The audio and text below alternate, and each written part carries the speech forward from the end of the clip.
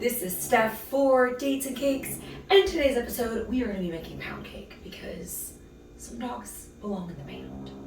So I was out with some coworkers for some drinks after a rough day.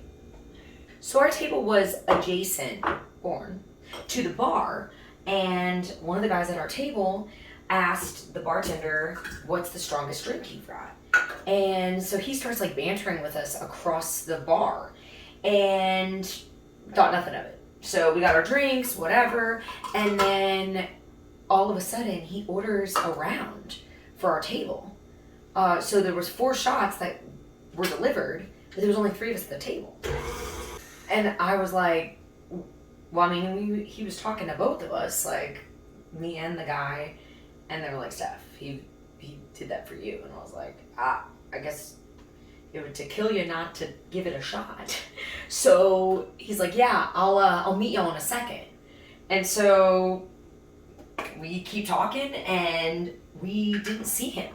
So we're like, should we just go ahead and take it? So like, his loss, he'll have to buy us another one. So we all take the shot and leave the 4th one for him. And then the other bartender comes around and gives us another round. And this time only 3. And we were like, what happened to homeboy? He was astray from his girlfriend at the bar. She was working the shift. She was the manager at the bar. It's one thing to flirt with girls and, do your own thing when your partner is not there. But to do it in front of their face, I just think that's, gosh, dog it, you know? He may be a K9, but by the look on her face, I don't think he had 9 lives left. I'm gonna need a drink after this, so we're gonna spike this pound cake, cause I got another story. Not the same gentleman, if you can even call him that. So this is pineapple rum, and we know why the rum is gone. We know.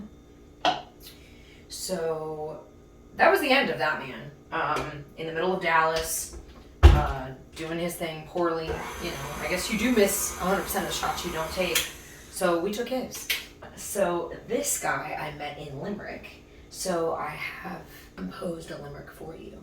There once was an Irishman working the pub, secretly seeking someone to rub. Although he was handsome, his cold-hearted ransom wasn't worth his pint-sized scrub. So he was the barman and was bringing the Jameson and the pint of Guinness to the table, and he started singing to whatever American song was playing. And I was like, oh my gosh, my ears. And he was like, oh, I can't sing then, can I? And I was like, and then he dropped off some shots because someone at the table ordered, what are they called? Baby Guinness shots. And I was like, these are beautiful. Not you. And he's like, man, I can't sing, is it? And he loved that banter, apparently. So after his shift, he got off, and then, not like that. And then he sat next to us with a pint.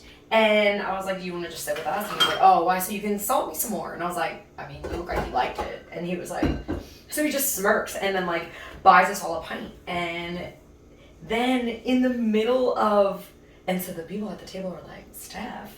And in the middle of, flirting with me, courting me, whatever you want to call it, he tells this story about his flatmates and how they all have girlfriends, and they're always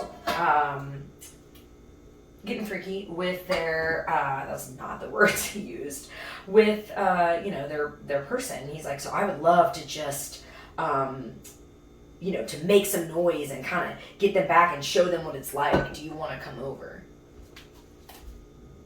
Pound. To the pound. And I don't mean the British one, okay? I know that history is a little rough for y'all, but what? Sir. Sit. Stay away from me.